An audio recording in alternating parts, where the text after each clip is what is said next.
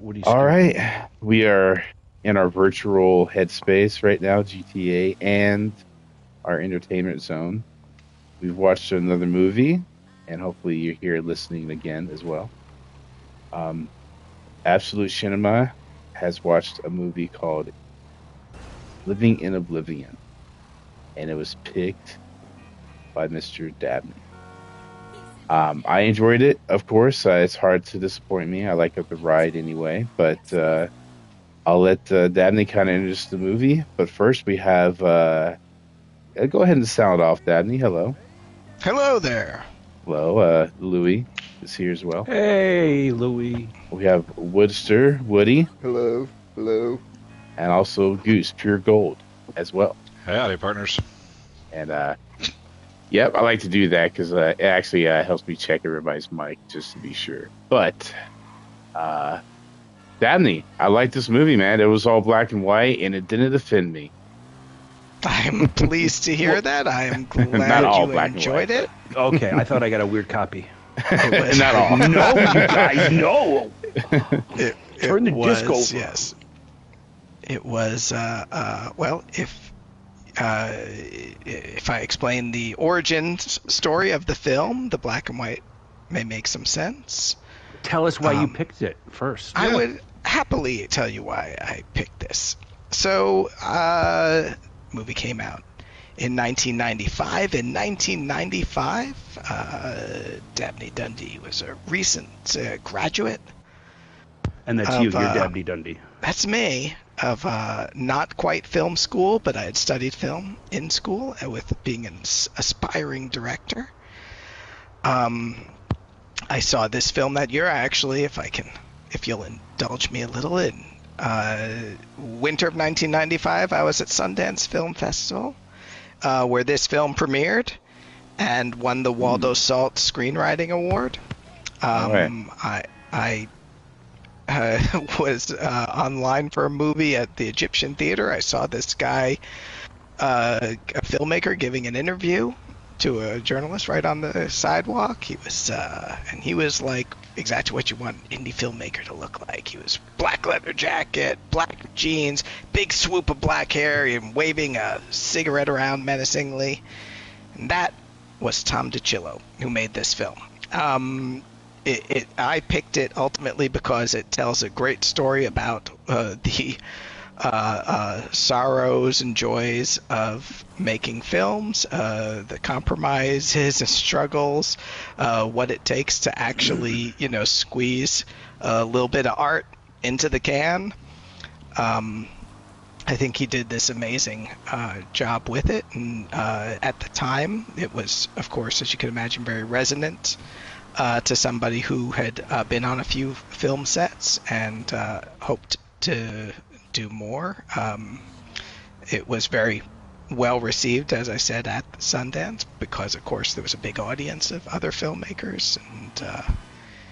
And and I've always loved it. I've returned to it occasionally over the years. My daughter, who is in school for costume design and is interested in working on movies, I sat down a few months ago with her to watch it because she's been working on some student films, and she was like, yeah, okay, I get it now. So yeah, in the same way, I think that TK sees a version of himself perhaps in Backdraft? Backdraft, thank you. Yeah, he's That very piece much like of the shit. Stephen Baldwin character. This. He has a problem with fire. This is a movie I certainly relate to. On top of that, you're talking about a cast of all these great 90s actors. These guys were like all over indie film in the 90s. Buscemi, Catherine Keener, Kevin Corrigan, James LeGros, Dermot Mulroney, and in his first film, Peter Dinklage. Yeah, his debut. It was And his he film. made the cover. Bannister. He was like the cover of the movie, Charity right? Kings. Not the original cover. They put that that artwork, it was he was always part of the Eye-catching. artwork, but that's not the original poster. But yes, he is on some of the current key art. If you see like on Tubi, for example, that's the picture that they have. So yeah. Mm-hmm, yeah, And he, I think knocks it out of the park with a brief role. He, has talked fondly of, the monologue he gets to do in the film is fantastic. It's great. It's 100% a movie about making film by people that make film or people that make film. Like, it just teamed with, independent movie tropes and just being on set, and just the frustrations it can bring. And it was almost like a movie of short stories in a way. Like, they are linked, but, it was three acts were kind of their own stories, would you say? Stories within a story. So if I can give you the background of the film briefly. Yeah. And then we'll start with Act 1 after that. Please. So DiCillo, who NYU graduate, he had worked with Jim Jarmusch. He had been a cinematographer for Jarmusch's first couple of films, Permanent Vacation, Stranger Than Paradise. He also shot, just referring back to a conversation we had before, the first two short films that made up Coffee and Cigarettes back in the 80s. And then he made his first feature film, came out in 1991, called Johnny Suede. Johnny Suede was the first lead role in a movie for young Brad Pitt, just before he broke big with Thelma and Louise. And the movie is kind of a quirky film about a guy with amazing hair and even more amazing shoes who trying to make his way through New York City, but it did not make any money. And so DiCillo spent the next few years banging his head against the wall trying to convince somebody to finance his next movie, and he consistently failed.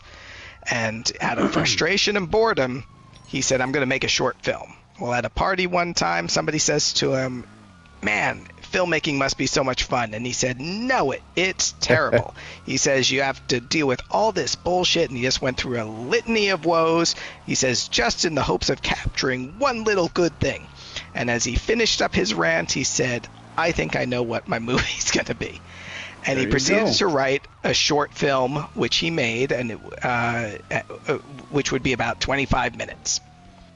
He financed that $37,000 short film partly by getting paid by the actors. The actors paid for their roles. Dermot Mulroney gave him $5,000. If you liked the boom operator, the sound guy, he kicked in $2,000. The script supervisor, she inherited some money and said, I'll give you the money you need to finish it. So everyone pitched in, and they make this movie, and ironically, he says it went very smoothly. And it was the most joyous bit of filmmaking he ever had, and he realized it's a short film and no one will see it. So he said, I'm going to make it, expand it into a feature, and he went back and he wrote parts 2 and 3, put together the money. They shot parts 2 and 3 about a year after the first part, and that's why it has its ultimate structure. He made the first section and said, okay, we'll structure it in the same way. And so you end up having this, essentially a story in 3 parts. The first act, it was the black and white piece? That's correct. And the reason it's in black and white was because they had so little money. They shot on 16 millimeter film. And, black and white film is literally cheaper to buy. They shot on actual film in those days because it was before video was high quality enough. I'd say everyone putting their own money in probably helped, that's crazy. Make everything go smoothly, Like everyone was okay, we're here on our own accord. This is our project. They have auditions. You want to be in a play? Yeah, you got to pay, and you can put your kid in a play. Again, the sound guy, he literally worked at the gym that DiCillo's wife went to. Yeah. And he's like, yeah, I got $2,000. Okay, here, put this big clock on and hold this mic. And that's a good background because watching the movie, the first act is starkly different from the last two, and the last two are Yes. linked together in other ways than the first one is it, and they That's really right. stuck out, and that's cool because watching the first act, it's all about like pent up frustration, like just trying to like get there in like many ways. Like there could be anything, like the scene, our Oh, the relationship, scene, the way they drug it out, and how promotion, it like kept breaking. emotions. Oh man, so good. Anytime they got rolling, with this independent scene of an emotional daughter talking to a regretful mother, just what happened, like the light burst, they had like a dog barking, somebody forgot the line, and it's just every small thing went wrong as soon as they said action. And the one time they get the perfect scene was during a script reading. You know, somebody forgot her, Cora, the older actress, forgot her lines. I'm like, all right, let's just break and do a script reading, and they like deliver magic, and they weren't even filming. So, man, Steve Buscemi's character, the director, he wanted to kill somebody, and I don't blame him. Yo, Made me sympathize for directors.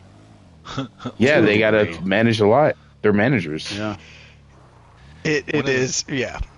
One of the things that kind of stood out for me was, again, like I said before the stream, just smacks of mid-90s. Like, it really reminded me, that first act specifically, of Clerks, because it's pretty quickly paced, very black and white, very rough at the same time, kind of like you're pointing out, but it had a lot of very similar qualities, because, I mean, those came out within like a year or two of each other. Yeah, like Clerks was done in, what, quintessential 93, like American independent hangout. Like just American independent film, frankly. Like dialogue driven.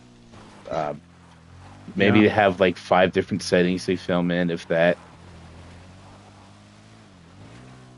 Clerks is a good comparison. Yeah, I mean, it Very had much so. all of the hallmarks, as you said. It was low budget. They shot in mostly one place. It wasn't overly complicated.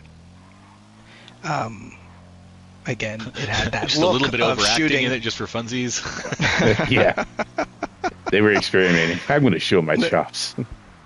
But again, it's doing a lot with a little, which is what is a thing you don't get to see much anymore, just because No, and I miss how the movies like economics that. have changed. Yeah. I feel that. You can make now all of your independent ideas just go in a quick little online video. Not to complain about today's medium, but you do lose the cohesive 90-minute project that people bleed into. Yeah, but also, I mean, in the 90s, the 90-minute movie was basically all Hollywood would finance, too, right? Like, there were a couple of outliers, like the Titanic, right? But for the most part, Waterworld. it was you How have dare people in there for 85 minutes, and then 5 minutes of credits, and then they're out the fucking door for the next movie, right?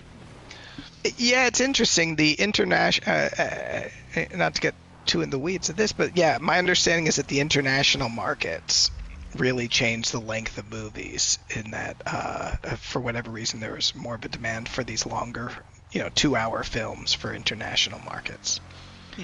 Like Hong Kong cinema kind of thing, because that's where I kind of, but even then, no, some of the 90s Hong Kong we've talked about in the past still had 90-minute scripts of just like, Hollywood Yeah, style. I don't think it was Asia. I think it was probably more Europe, because Asia was a difficult market to get into in those days. But I think it was more Europe. In the U.S., the truth is, a lot of the secondary life for movies, and in the 90s, even home Videos. video was a relatively new thing. But the secondary life of movies would be either cable or broadcast, and of course, if you're going to broadcast a movie, you want it to be 2 hours with commercials. So, Yeah. having a 2-hour movie means you're cutting more out of it, and so I think that as more people saw VHS tapes, and then you just started seeing a thing, or DVDs really, by the end of the 90s, you saw stretch and stretch and stretch. Yeah. But of course, a lot of indie films were short because, again, film is expensive. It's literally, rolling those takes. Every time you hit the button on that camera, it's money going through it. Mm-hmm. Yeah, the film was expensive at the time.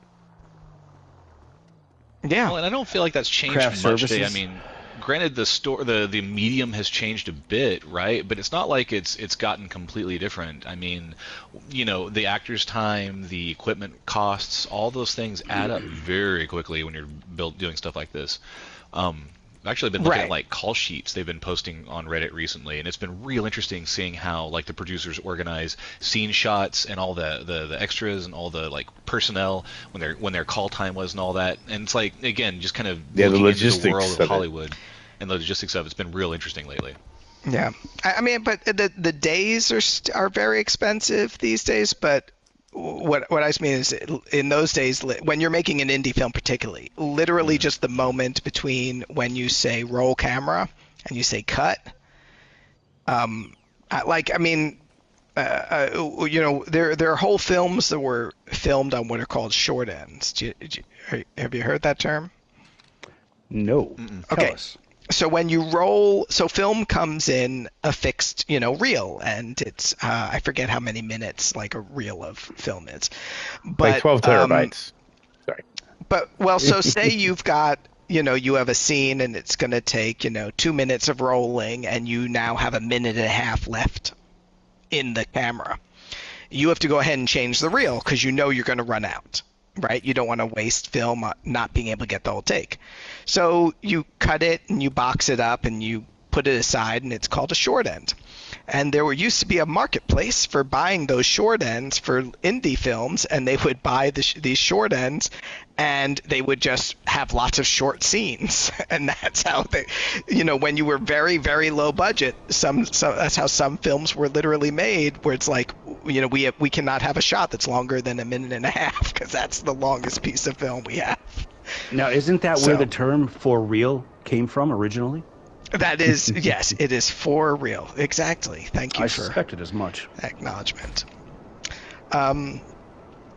Did any of you guys? I also, I love how they create the dynamic of the film set. How the different players all interact into it. The way that people are talking about each other behind their backs. Bull is great. Let's see. I love the stage director, like the manager of it all. The Wolf. assistant director. Oh, sorry, you're Wolf. talking. Wolf was great. Oh well, Wolf. Oh, Yeah, Wolf Wolf is is a the camera. cinematographer. So you had the cameraman, And cinematographer. he dated Wolf. the stage director, right? Or like the manager, like the set director. She would be called the assistant director. Okay. Is her She was job. badass. She Yes. She was like the rock of it all. Everyone. She gave everyone confidence The by glue. being confident herself. And that is the job. So the job of the assistant director is just to keep the wheels on and keep it moving, and to be very mindful of time and keeping them on schedule and all that. So that would be her And job. babysit the director like an actor, like absorb the Coddle stress for everybody. Yeah, do you just got to. great. It's a lot of just keeping people from falling apart. Well, spoilers. The first act is a dream of frustration. It never Yeah, it was a happened, right? surprise. And Steve Buscemi's character actually wakes up and has to go on a movie set now and film what he was just What is dreaming that about. beeping? Who's beeping? Do you guys hear a beep? And Were you of guys course, surprised to find that it was a dream sequence? I was. I'm not really, because everything was going wrong. It was like the worst nightmare scenario for a director. That does happen, though. I mean, well, all those things do surprised happen. me, 'cause- Not necessarily the same day, but they do. Sometimes Everything it's a in bad that day on sequence. set. Everything in saying, that what do you- sequence about is this absolutely movie? real. Other than that, it was a movie about movies. You know what I mean? Meta. Yeah, and the first one especially really threw me. It really surprised me. But yeah, it was good. It was surprising seeing Kathleen Keener so Turner. young. Yeah. But yeah, everybody did a really good performance on this. It's always great to see her, I think. I like her a lot. Yeah. Yeah. She was in This 40 was Year at the Virgin, beginning, and her first lead role was also in Johnny Suede with Brad Pitt. for Tom DiCillo. So she was everywhere in the 90s. She was just the greatest. Yeah. Um, And I do miss these like little art house '90s movies Mhm. that were really. I don't know. I don't know if they're. Maybe I'm too old, and I just don't know if there's still a market for that stuff. it's Currently, very. But We're in the age of streaming. It's just a dialogue Content creators heavy have moved on hangout to shorts, man. scenes. It's all moved on to Netflix and shorts. chill, bro. yeah. It's But it very means hard more for people can get guys out there. like Tom DiCillo to get movies made these days. Yeah. And yeah, it's. I mean, or for certainly to get their movies in theaters, even more so. But anyway, so moving on into the second sequence, which, as you pointed out, has a very different feel, and introduces, in the very beginning, actually, even plot lines that were not even hinted at. So, for example, the fact that Wolf and the assistant director, Wanda, are in a relationship is not something that's really even alluded to in the first section. But yes, the second sequence begins with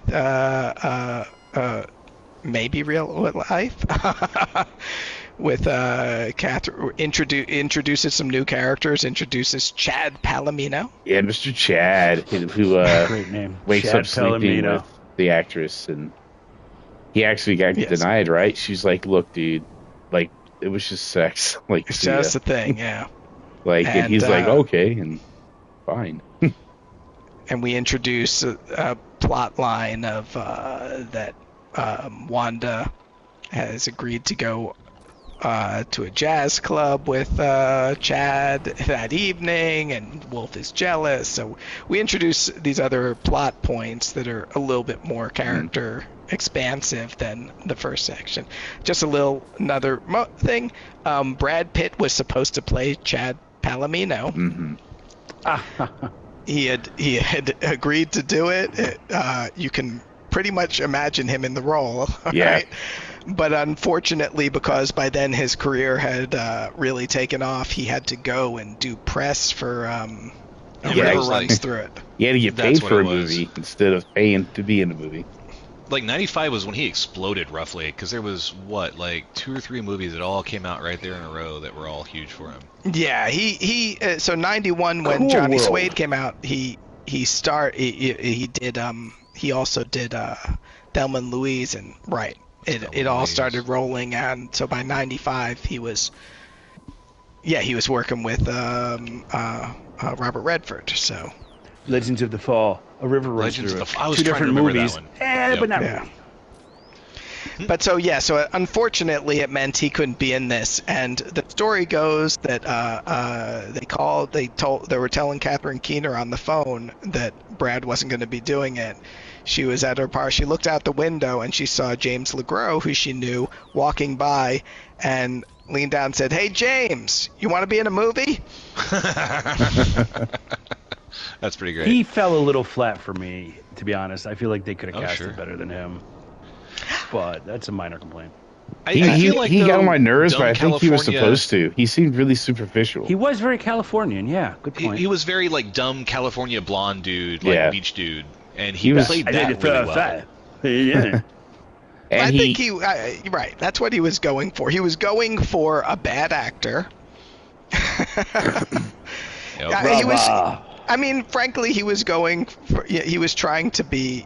Well, he wasn't trying to be, but I mean, again, it was written for a Brad Pitt to be, somebody who has natural charisma, but likes to be loosey goosey, a bit, which was DiCillo's conflict with Brad Pitt. Brad Pitt didn't.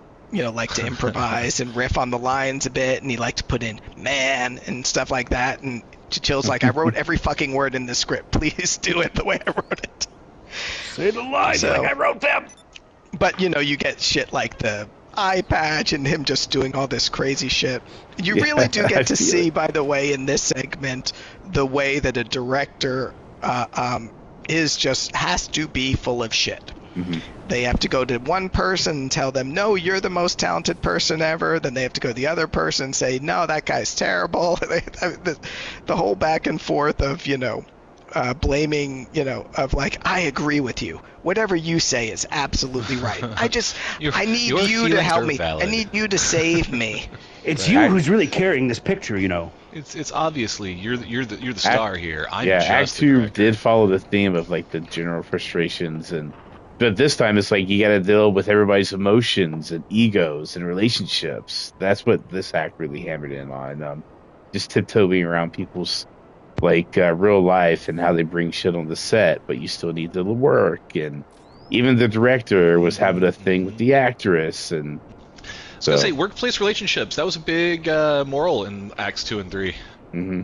Yeah, especially 2 bled into Jesus 3. Christ, so tell of me course. about it. But he got his comeuppance, like Mr. Chad, right? Like he tried to He be did. his whole, like, oh, I'm just trying to feel it, go with it, and he's trying to change everything, and he gives like Giving jabs his to feedback. Wolf, and Wolf doesn't like him anyway, and then Steve Buscemi's character just fucking kicks him the fuck out. Nick Reeve, he's just like, He's a hostess Twinkie motherfucker. yeah, So, say it again. By the way, Nick Rev being French for dream. Oh, Clear up this plot point for me, I though. did not So, notice that until I read it. Nick on Dream. IMDb. When, It slipped Nick by me Dream. that's his name. so when Point Break left the picture after his freak out and like, ugh, yeah. so they Yeah, were done Point Break. filming? They didn't need him for the rest of the movie? Like they were done filming with him? 'Cause- Well, I keep in mean- mind that's a dream. That's a dream too. Spoiler what alert. the Well, hold fuck? on. It's like Inception. Are you sure it is? Because the eye patch carries over into the 3rd day. So So if you remember, when she wakes up, she's waking up from after she had the conversation with Chad. So she has the conversation with Chad where he's like, oh, they're like, this is a one-time deal. And then she's disgusted with herself and she flops over and the shower's running and we see, Yeah. some nudity. Oh, the That's where- extended tit cut, because every 90s movie also had just gratuitous She even titties, broke the as we 4th all know. wall and mentioned, like, I'll just do shower scenes the rest of my life. And then she's in, like, Right. a naked shower scene, like, With the shower, right? yeah. But so Yeah. when she wakes up, she's waking up. She had it's like it had been 4:30 and now it's like 4:35. So she had just dozed off briefly and had that dream while she was flopped on the bed after Chad had left. Of So all him, that like, trying stuff. to upstage her kind Right. of thing. So the scene of the scene of her of him leaving the hotel room, what actually happened, and the scene of Wanda and Wolf actually happened. Yeah, okay. This, Because his everything eye is that still hurt in happens the 3rd after. act. Right. It's after she flops down on the bed. Everything that happens after that is the dream. Okay. It doesn't fully make sense. You just got to kind of roll with it. But if you watch Yeah. it, that's where the cutoff is. It is real until she flops. And then- did they and do then it, after- remind me, Isn't did it they do it always? in a way where the black and white is a dream? And, like, the... Yes, stuff- they were. Well, in the first section, the movie is they're in black and white until they're in black and white until the movie They scenes, start in which case rolling. those are in Okay. color. And in the second sequence, Yeah. they reverse it, which Okay. is the movie scenes are black and white, and the real life, which of course is a dream, is in color. And that's almost all. I assume is all for financial reasons. Yeah. Makes sense. Which is, it's hard to sell a movie that's black and white, so I assume they switched to color because they had a little bit more money to play with. And Act 3 is a new day, and surprise, he's got to be on set to film a movie with the same people. Right. So what And would you Act say the 3, frustrations of Act 3 are? Like, some are pretty apparent.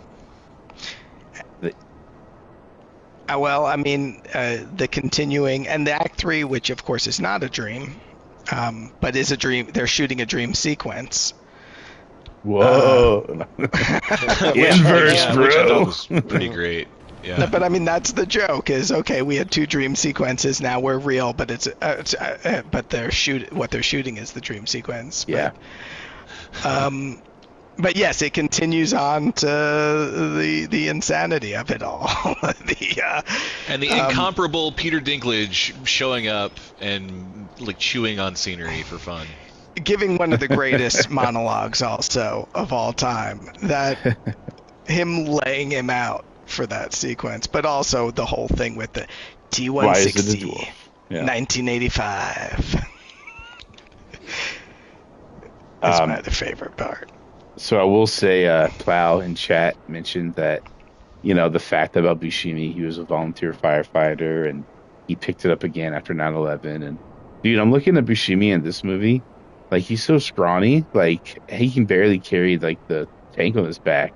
Like I don't see how he could have been a firefighter. Well, he carries the movie, and that's pretty heavy. Yeah, well, yeah, acting chops. See what I did He there. almost reminded me of Martin Starr. I would be curious of TK, who of The way course he is looks. not here tonight. Yeah. I'd be curious of TK's take on that. Yeah, How- I would like to hear what he had to say about that. I Yeah, mean, just feel like he'd have a seriously fair- about Yeah. are there really skinny guys who? Yeah, can well, I pass knew the a guy physical? who had a really narrow build, and he wanted to be a volunteer firefighter, and he didn't. Like he did all the physicalities, but they're just like we don't think Yeah. you could carry a heavy load or carry somebody. I on mean, your to my back. knowledge, certainly in every movie he's been in, he's always been a skinny guy. Yeah. Going So, back to yeah. like Parting Glances. So yeah, I don't know. I will say I like to throughout just this find show. Mr. Buscemi if you're listening to this. I think you're great. Yeah, leave a Yeah, comment down below, Mr. Steven. I think you're handsome and buff. I think you're buff. This transcript I- triggers Google alert. Oh God, I love you, Buscemi. Chet, So, You should grow your hair out Chet. again. You look Yeah, you're good great. with the long I've seen hair. so many of your movies. I gotta So- say, I really like the tediousness of the set. Yeah. Like, yeah, they're making a movie, but really, it's like, all right, cut, fix their makeup, cut, they forgot their line, bleh. And it's like, it sucks the glamour out of it. Like, oh, this seems like kind of boring as fuck, It's not glamorous at all. Reset. Yeah. It's I'm not gonna lighting. lie, Don't and touch your it face. actually You'll mess with the drove me makeup. Leave that makeup Yeah. on for Drove me 15 crazy. hours. Yeah, where's Phil? I don't know. I think he's in this shitter. He's throwing I up. thought I appreciated that. Yeah. Yeah, And right. you're Yeah. just right, and so desperately trying to get just that one little scene, that one good take, Yeah. that one fucking thing, and then and maybe you get it, maybe you don't. I liked in the third act. It was almost like Buscemi's character. Well, the opposite. Like he got too heavy-handed. He stressed the scene too much, and he stifled people's creativity. And he wasn't really Right. listening to people because he knew what he wanted, and he's like just obsessing over it. But the dream sequence he felt should be some sort of way. That was People great. have problems Favorite with it. scene in the whole movie. Yeah, The dream and secret scene. he never got it because Peter Dinklage's awesome character kind of was like, Well, you he don't did, deserve this didn't he? scene. Oh, You but don't he- deserve but he me. did. You're a hack. Remember his mom? Because, side note, his Yeah. mother showed up to Yep. the third act and Which is made Cora herself from The an Dream, the absolute actress. miserable pain. I Right. thought I really Until- liked the joke where he was like, "It was some lady. I don't know who she was." Meanwhile, it was Yes. his mother. But of course, you don't always recognize people in a dream. Yeah, Sometimes exactly. they're not. Yeah. They're not the same people. That's true. Yeah. You're not Ow. Harry Connick Jr. But to me, a big part of the theme is just about the compromise that he has to learn. That he keeps coming in saying, "I know what I want. Yeah. I'm gonna get it," and then it's like he has to keep compromising. He's like, You can't "I'm gonna get ignore it all in Wolfman. one shot." Wolf It's like, is okay, the I can't get it quintessential all camera in guy. one Like shot. you look at that guy and he's like, he's like ready to go. Like he has the leather, the fingerless gloves. He has the guy to like set it up and tear it down by his word. And he just always has his arm crossed, like, I am the movie. I am the camera, man. The beret. Yeah, the I used to beret. work with a guy in my, film video days who says you could always immediately tell who everyone is on the set because all the camera guys look the same, all the sound guys look the same. he's like you just like look at the guy and you're like, that's the camera guy. He's usually the best looking guy on set. He's like, I don't know why. Was he a cameraman? No, he was a sound guy. Oh, okay. He was not. So the sound guy is usually in like long hair, tank tops and short short shorts, and You're thinking always of have Philip stuff Seymour hanging off of Hoffman. them. The boom In the guy. Boogie So Nights. right. So The boom guy. so there's the boom guy and there's the sound recordist, and yeah. Right. The sound recordist looks like a New York beatnik. That's right. Exactly right. Wait, He's the guy boom with guy's the key grip, right? Which guy? Boom, The skinny guy with the dirty shirt and the clothespins hanging off of him. He's the gaffer. Okay. Yeah. Which is like the head electric guy, and then they didn't really have a character out of the key grip or any of the grips. The guy who would sit by the camera was the focus puller, or assistant cameraman, depending on what titles they choose to use. It was a real stripped down set, and it wasn't a union set, so there's a lot less. Distinction of jobs. Yeah, they had Well, a and snack also, table that I saw. one thing I noticed was that this was filmed in a very small space. Like they kind of overemphasized or maybe over-exaggerated how small studios actually are, because everyone was on top of each other. Like if you noticed how they set up in the scene, it was like one person was over this guy's shoulder, was over the next person's shoulder, was right next to this other guy, like just ass to jowl. Like they were very it close wasn't together. a big set. at Well, all. they didn't have a video assist, so the director had to sit right next to the camera. They didn't have like in modern cameras, I'm not sure if they would have had them then, but like the focus puller has a remote device so he can control the focus, whereas he's had to sit right next to it. They were using a dolly not on tracks; they just had wheels, so that, the guy had to push it back and forth. I mean, it was such a low budget production that and they wouldn't have been on a sound stage. They would have been in a warehouse building that they were renting space in and that they had turned into a set. So but yeah, they were a small space and they were all jammed around the camera because no one could stand off. On like a big movie, anybody who needs it has wireless headphones so they can hear what the sound guy's hearing. Everybody's got there's video monitors so people can see without having to literally see. I mean, like the director having to stand next to the camera is just not a common thing. They call that like today. What is it, Digital Island or something like?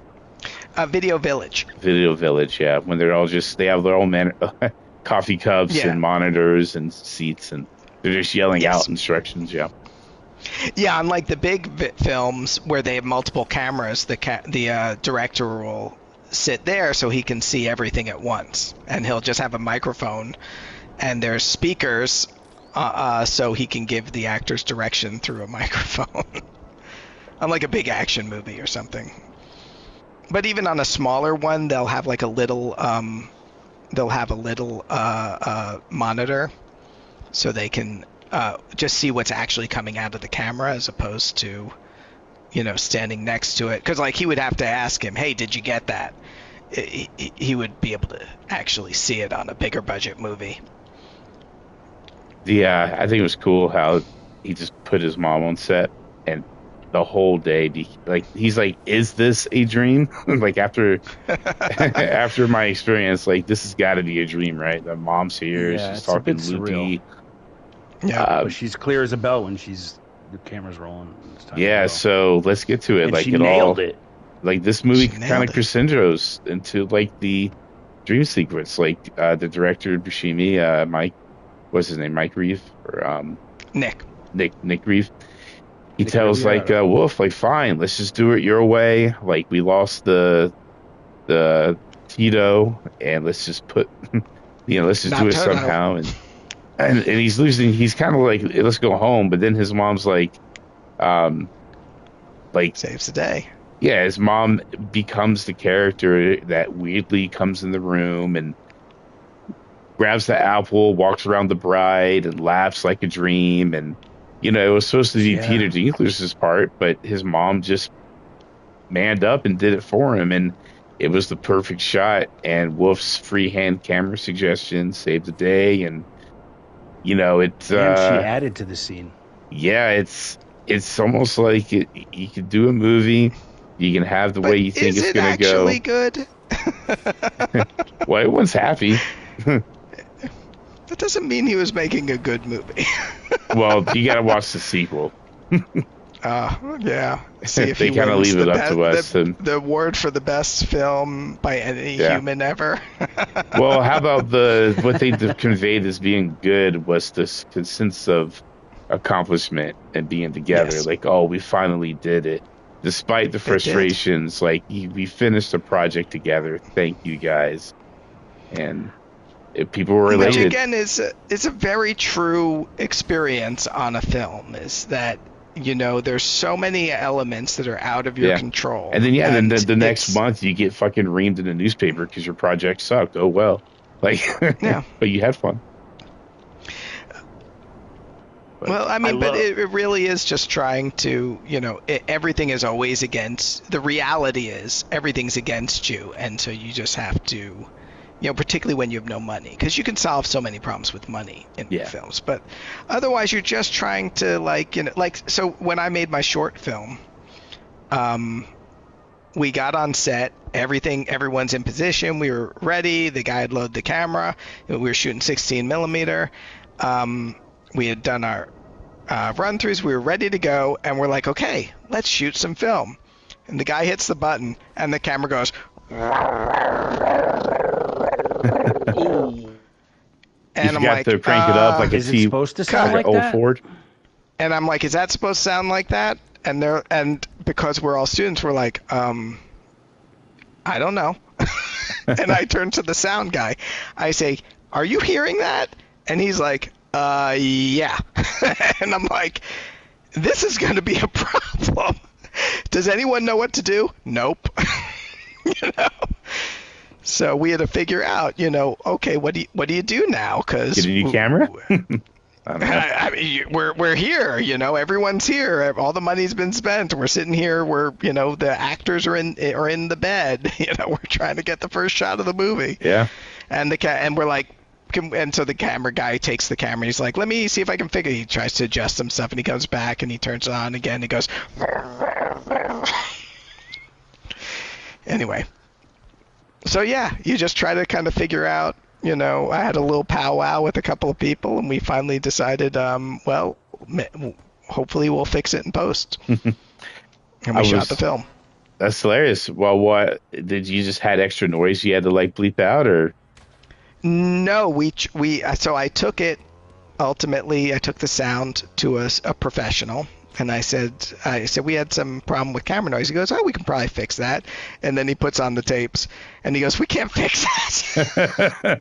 Did you film on top of a dryer or a washing machine? No. What we ultimately concluded, or that's what he was thinking. Like, what the hell is this noise? Was that the guy who was running the camera, who loaded the camera, because we did some pickup shots later, and I had a different cameraman because I'd had a falling out with the first cameraman by then. And the second cameraman comes in, he fires up the camera, and we're just doing silent stuff, no sound, MOS as they say. And the camera goes, very quiet. And I'm like, wait, did we get a different camera? It's like, no, it's the same camera. Oh, wow. It turned out the guy who loaded it, I don't know what he did, but he just must not have done a good job. Some tab was off, or it was a press it's just a mystery. It's one of those mysteries that he's like, and I talked to him about it. He's like, I thought I knew how to do this. I guess I did not. He felt terrible about it because and what we ended up having to do was we had to loop the entire movie. Meaning I had to find a guy who knew how to do this, who had his own studio, and we went in, and the actors would sit in a room. You've probably seen behind-the-scenes stuff where they do this. You would sit in a room with a monitor and a microphone, and we'd play it back. Overdub. And they would overdub all their lines, and we had to do the entire movie like that.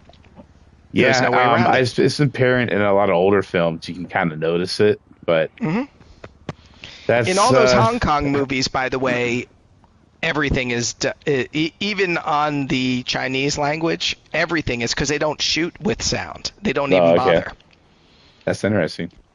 It's true on a number of. It used to be pretty common in a number of countries other than the U.S. They just wouldn't bother shooting with sound because it was too complicated. I was helping out some friends on a movie, like a side independent film, and I mean, yeah, shit goes wrong. The dolly's not level. The fucking store's closed when they said they'll leave it open so you can film, stuff like that. But one of the unique things was we were filming a shot outside. Guys lying on the actors lying on the grass looking up, and we got a big crane to film over him, top down. And for some reason, the crane is not grounded, and people are getting shocked by it. And we're like, we need this fight. Like, we're set up, and everything's plugged right. Like, what is going on? Like, where's this coming from? And, like, one guy just manned up. It was like, I'm going to grab it and get shocked, but just once. And then we're going to do the scene. But, yeah. And then people were accidentally touch it and, like, shocked himself. I'm like, this is not safe, but let's just hurry up. Like, this guy's in the grass. Like, yeah.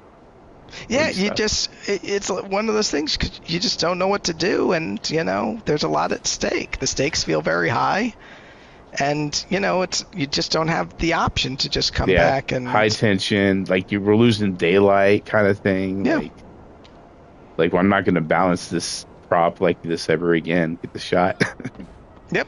So. You just got to you just got to do what you got to do, and like I said, you just kind of cross your fingers. You hope stuff you shot, and again, the stuff in the movie, like, oh, we're gonna get this all in one shot. No, you're not.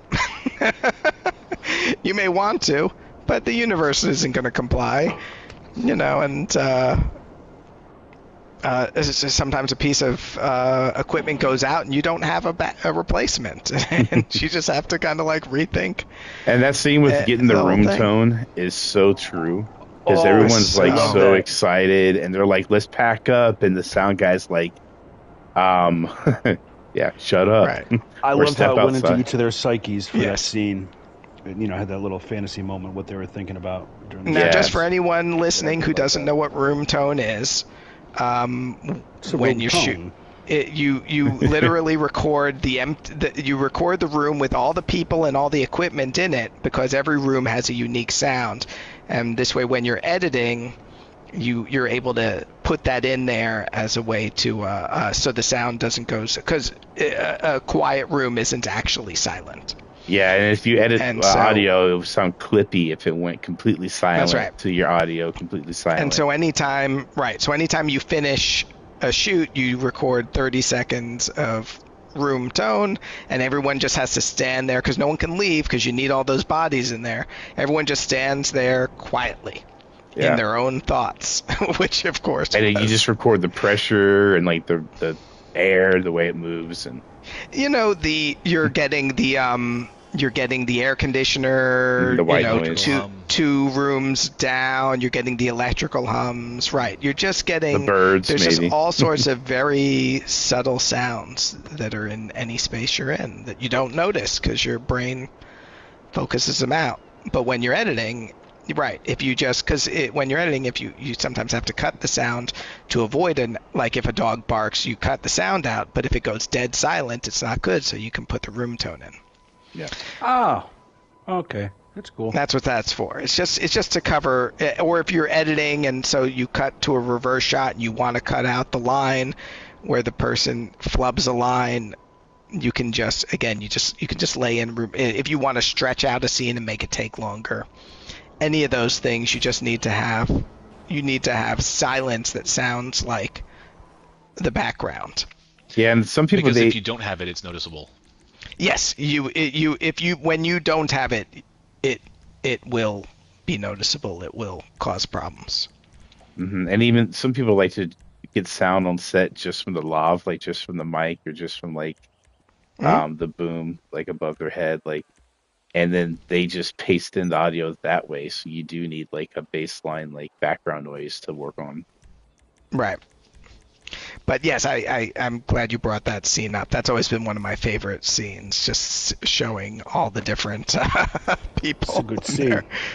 And just It's the wrong tone. Good where their scene. brains go when they finally have a minute to just where they have to just be in their own heads. Joe Dart. The catharsis of what's next in my life. I have no idea who this director is, but yeah, I enjoyed it, and I would check out other shit by him if somebody gives him money. Hint, hint, wink, wink. He did a film called Box of Moonlight with I've Sam heard of Rockwell. That's fun. He did a film called The Real Blonde with the guy from Grease 2. That's pretty good. The fucking English guy. Who's that guy? Oh goodness. Give me Or a are you second, talking I'll pull about it up. Adrian Zemito? No. The Zamuda. lead, the romantic lead of. Yeah, who's that guy? Michael, the Englishman who rode the motorbike into the bowling alley. Stand by, I'll get it for you. Yeah, let's watch it right now.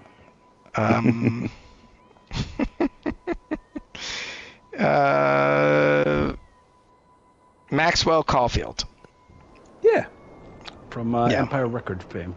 from Empire Oh, yeah. Records, exactly. This yes. movie I got a reminded me of poster of him Empire on my Records as bedroom well. wall. Real But, 90s dialogue. Yes.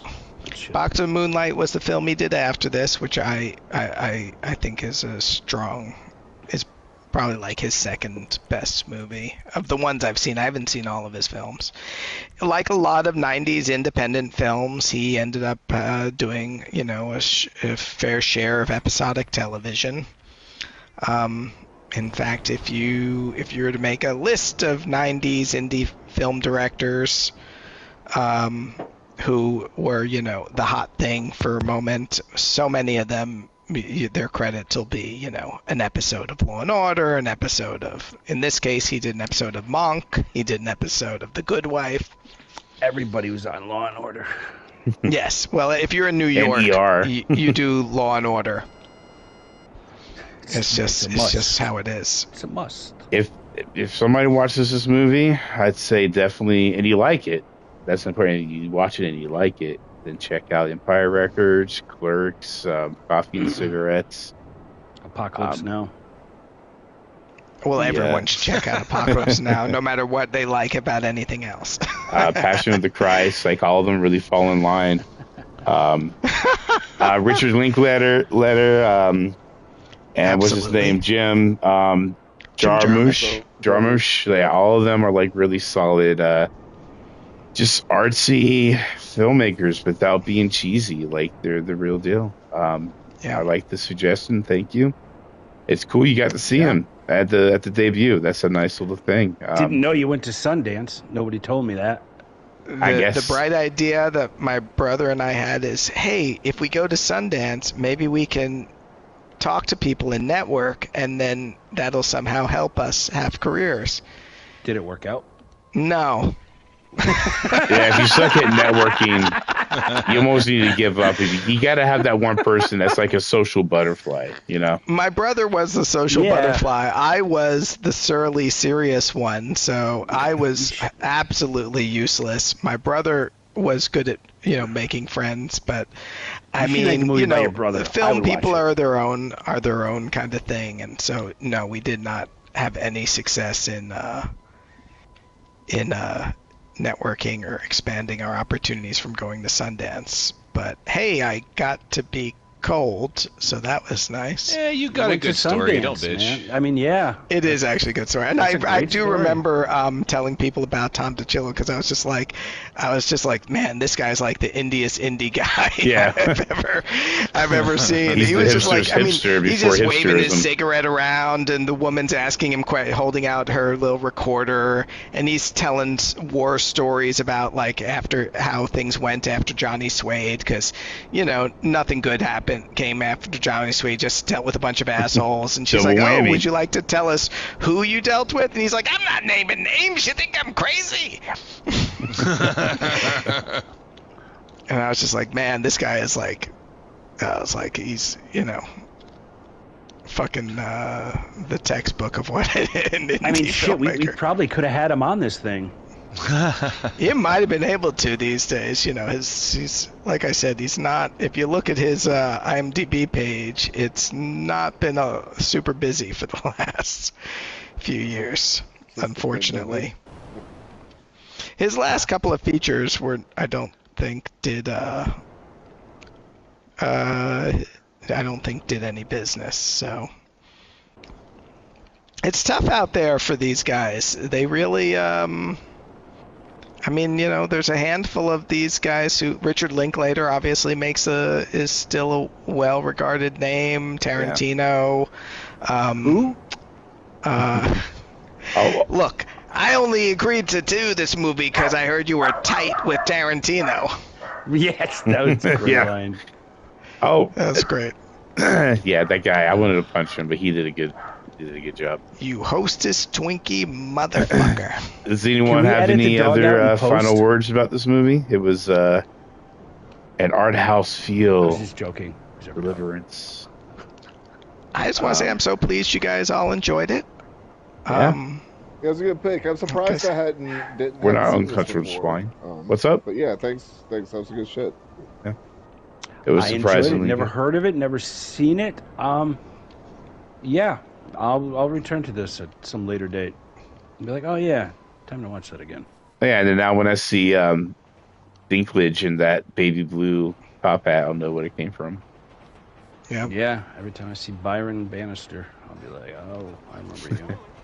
Darian. And anytime you want to tell someone off, call them a hostess Twinkie motherfucker. You can't say that these days without the context of a movie review.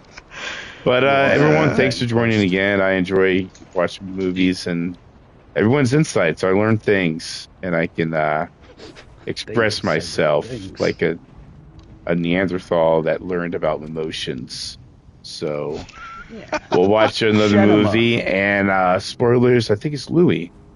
Louis next. I don't think he's... I was thinking about this last night, and I decided on the 1994 movie Deep Cover, starring Larry Fishburne, Jeff Goldblum, directed by Bill Duke. Deep Cover, 1994. All That's right. what I'm going with. We'll put it in the books. I'm feeling it. I've not seen that. I feel like you're the only one that maybe had it. I was like, if I'm anybody's trying to seen it, remember it's if I probably actually dead. saw it. I know the film. I'm trying to remember if I actually... We're going to get to know it, like really get to know it. And everyone, thank you again. Peace out. Intimately. Till next Thanks, time. guys. Yep. See ya.